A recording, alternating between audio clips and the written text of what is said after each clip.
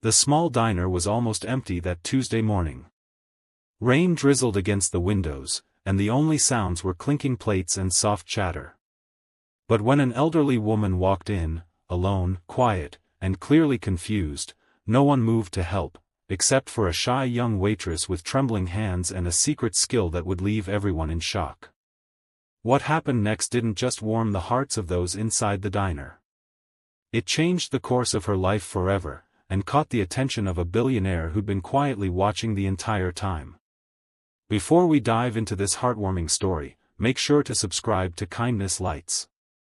If this story touches your heart, give it a like, and let us know in the comments how someone's kindness has changed your day. Let's keep spreading these moments that remind us, kindness is never wasted. Emma wasn't the kind of girl who liked to be seen.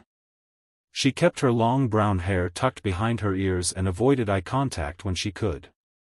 At just 22, she was working double shifts at Millie's diner to support her younger brother, who had special needs. She didn't complain, ever. But you could see the tiredness in her eyes if you looked close enough. Millie's was the kind of place where locals came for the pancakes and stayed for the gossip. It wasn't fancy, but it had charm.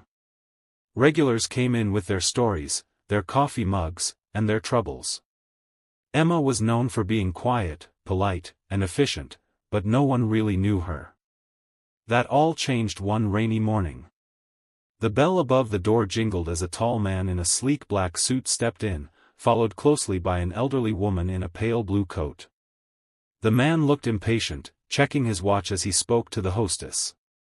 The woman, however, didn't speak at all.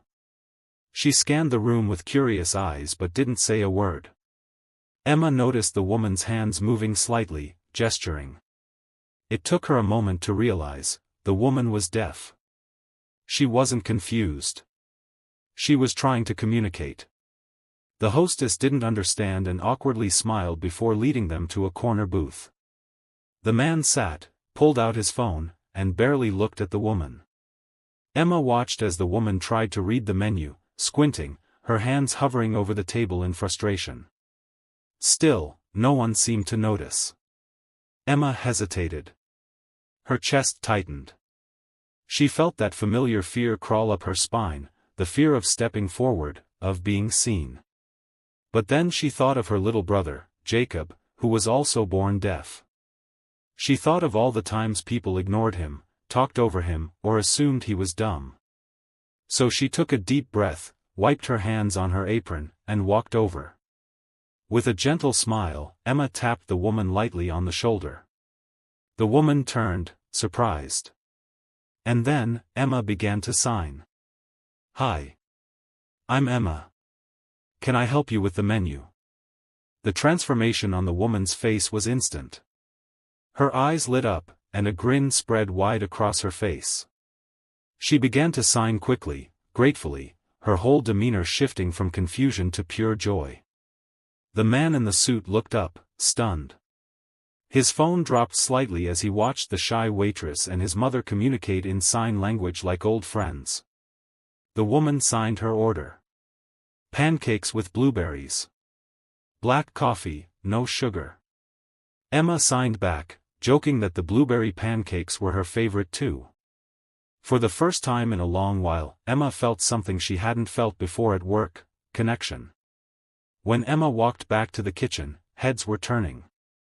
Staff and customers had seen it happen.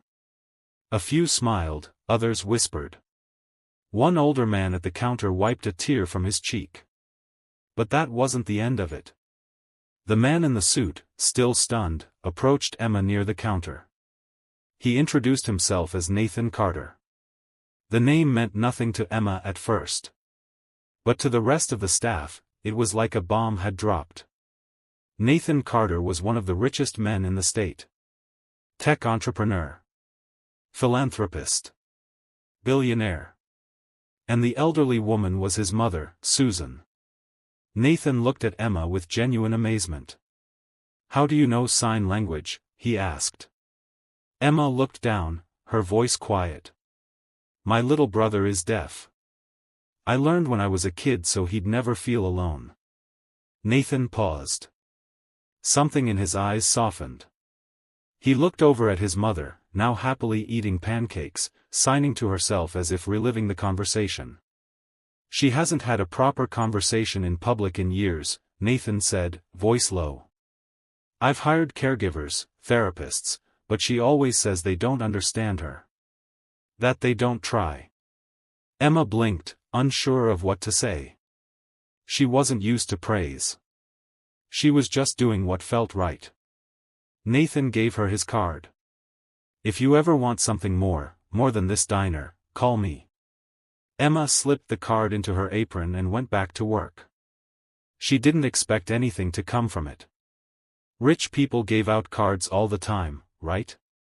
But the next day, Nathan came back. Alone. He asked Emma to sit with him. He told her that his tech company had launched a new project, a communication app for the deaf and hard of hearing. They were hiring people who understood the culture, the language, and the needs of the community. And he wanted Emma to be a part of it. At first, she laughed nervously. "I'm just a waitress," she said. "No," Nathan replied.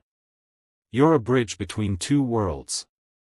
That's what this project needs." Emma's heart pounded. She thought of the bills, of her brother, of the diner. She thought of how many times she'd stayed quiet when she wanted to speak. And then she looked up, held Nathan's gaze, and said, "I'd like that." Months passed. Emma began working part-time with Nathan's team, eventually transitioning to full-time.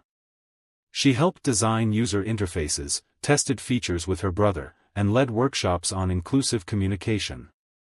She spoke at conferences, met other advocates, and blossomed into someone even her co-workers at Millie's barely recognized. But she never forgot the diner. Every Sunday, she still returned, with her brother in tow, to visit Millie's, to sit in the same booth where it all began, and to remind herself of the power of one small, kind action. And Susan? Nathan's mother? She and Emma became close friends. They met for coffee, shared stories, and practiced new signs together. For the first time in decades, Susan felt seen, heard, and understood. All because a shy waitress chose kindness over comfort. You never know who's watching. You never know what doors a simple act of kindness can open. For Emma, it wasn't about recognition or reward. It was about seeing someone who felt invisible, and choosing to reach out anyway. In a world that often moves too fast to notice the quiet ones, Emma reminded us that the smallest gestures can have the loudest echoes. So the next time you see someone struggling, someone overlooked, or someone a little different, take a moment. Smile. Speak up. Reach out. Because you just might change a life. If this story moved you, don't forget to like, comment, and subscribe to Kindness in Action. Share your own kindness stories below, we'd love to hear them. And remember, in a world where you can be anything, be kind. Thanks for watching.